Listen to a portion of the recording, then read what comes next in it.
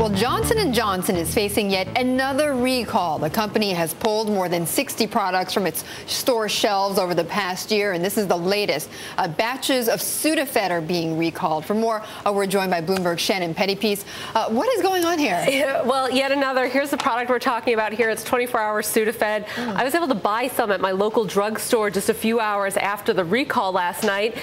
There's 600,000 of these that are being pulled from store shelves, and the issue here is really just a typo, but it tells patients in the directions, do not divide, crush, chew, or dissolve tablets. So there's an extra not in there, sort of a double negative telling people, in essence, if you read it wrong, to divide, crush, or chew the tablets. Not gonna, no one's gonna die over this. It's, not fatal, no. But it raises the question, again, what's going on? Why a typo on your product? And if you can't get the labeling right, what other issues are going on here? Especially after the past year where they've had 80 million packages and bottles and packs of drugs that they've recalled, over 60 different products.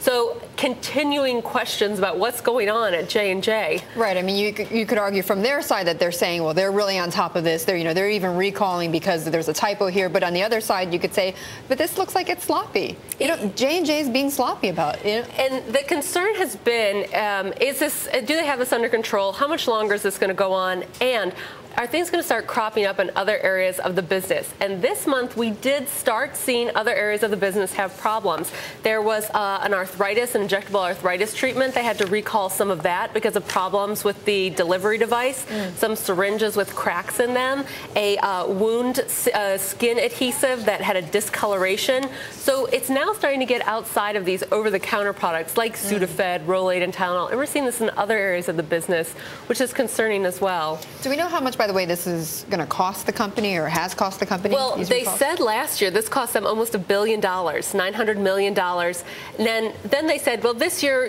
we're going to see a little bit more. There may be some issues, about 6 cents a share. But I don't know if this is getting bigger than they expected already. Seems that way. Shannon, thank you.